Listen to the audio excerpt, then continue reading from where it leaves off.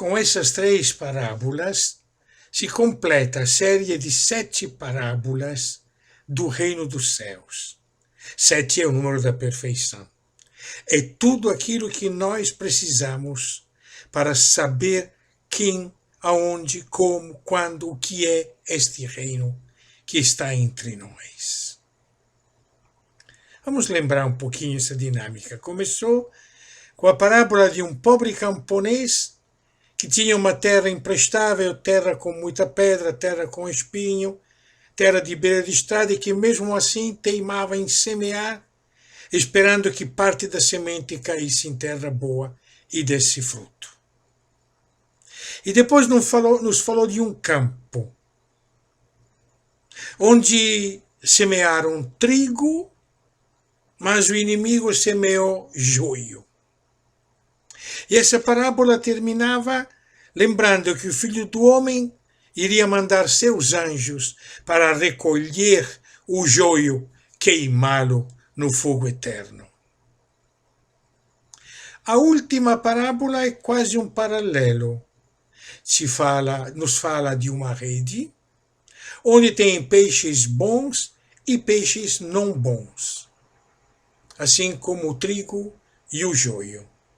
E essa parábola também termina dizendo que, no fim dos tempos, os anjos irão separar o que é bom do que é mau. E dentro dessa moldura, Mateus nos pinta o desenho do reino. É como um grãozinho de mostarda. É como um fermento colocado na massa. Lembram? E agora nos diz, é como um tesouro escondido, é como uma pérola preciosa. É um paralelo quase que ao contrário, mas é muito bonito. No enquanto o grão de mostarda, semente de mostarda e o fermento nas nossas mãos não servem para nada, e só produzem se forem escondidos. A semente dentro da terra, o fermento dentro da massa. Pelo contrário, tesouro e pérola escondidos não significam nada. Precisam ser levados a nós. Tem que ficar em nossas mãos. Parece uma contradição, parece o contrário. Não serve para nada um tesouro escondido, não serve para nada uma pérola que ninguém sabe onde está. Não é. É a mística do reino dos céus. É muito importante. É verdade, o reino dos céus tem força em si mesmo. Desde o começo da história da humanidade, este reino está misturado com nossa história, como vimos domingo passado. Tem força própria, assim como a semente tem força própria, assim como o fermento faz levedar a massa toda. Mas atenção, não basta acreditar no poder do reino dos céus que está no meio de nós. É preciso que venha a luz. É preciso que deixe de ser escondido. É preciso que fique claro que vale mais de tudo aquilo que nós temos e possuímos. Vendem tudo para poder ter o tesouro, vendem tudo para poder ter a pérola preciosa. Se é verdade que o reino tem força própria, é também verdade que cabe a nós mostrar que é tão importante, tão sério, que vale mais de tudo aquilo que nós temos e possuímos. Lembra que o capítulo anterior a este das parábolas terminava dizendo justamente quem é meu irmão, quem é minha irmã, quem é minha mãe, quem faz a vontade do meu Pai. Este é para mim irmão, irmã e mãe. Tinha dito também: quem ama o pai e a mãe mais do que a mim, não é digno de mim. Saber se desfazer das coisas mais importantes. Mais tarde vai nos dizer: vai, vende tudo e dá aos pobres. Ele vai nos explicar ao longo dos evangelhos o sentido profundo deste reino, que deve ficar no centro de tudo, acima de tudo. Tudo que nós temos não é o reino. Nada do que nós temos é o reino. Nem as catedrais, nem as grandes celebrações, nem as massas cantando aleluia, não é este o reino dos céus. Precisamos nos desfazer, sair do centro, deixar que o centro seja este reino.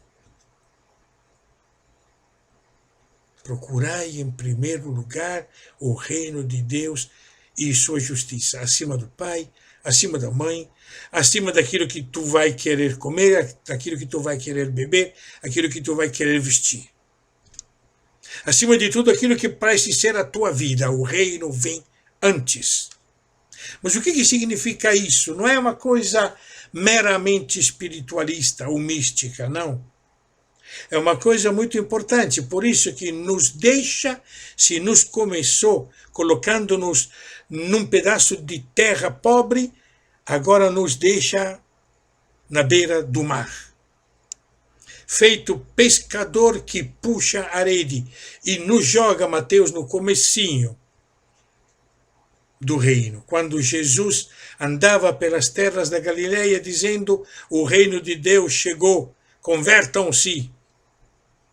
E depois, na beira do mar, chamando Simão, André, João e Tiago: vou fazer de vocês pescadores de gente. É o confronto com o mar. O mar, na simbologia bíblica, representa todas as forças da morte, desta economia que mata, desta política que destrói, desta concentração de poder, de doutrina, de saberes que esmaga o pobre. Este é o mar. Tirar os peixes do mar, do domínio do mar. Entrar no confronto com as forças da morte. O nosso lugar é a margem, é a beira entre a terra e o mar. É o lugar do conflito, lá nós estamos. E o reino dos céus é a rede, não é nem o pescador, é a rede. E a rede não distingue que tipo de peixe entra dentro dela. A rede é jogada para que qualquer peixe possa entrar nela. Peixes bons, como os peixes de escama, que se podiam comer e que os pescadores separavam para poder depois vender no mercadinho. Ou peixes não bons, os peixes de pele, que não podiam ser comidos e que eram jogados fora. E a última imagem é de um pescador que faz um trabalho considerado impuro, porque ao tocar os peixes impuros, também se tornava impuro. Mas ele não vai poder dizer: na minha rede só entra peixe de escama. O reino dos céus é a rede. Não cabe a nós distinguir. Não cabe a nós dizer quem se salva, quem não se salva. Serão os anjos no fim dos tempos.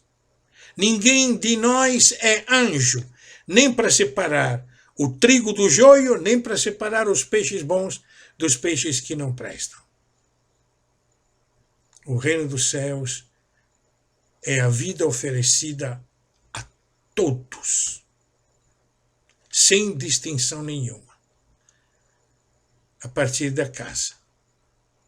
Por isso, o bom escriba, dentro de casa, sabe encontrar o verdadeiro tesouro de onde saem coisas novas e coisas velhas.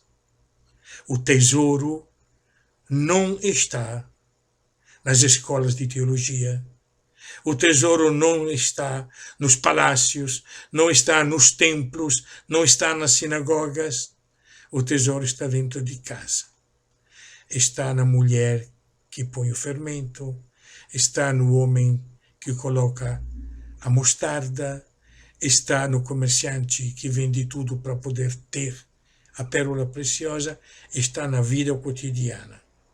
Peçamos a Deus que o possamos ver, encontrar e seguir.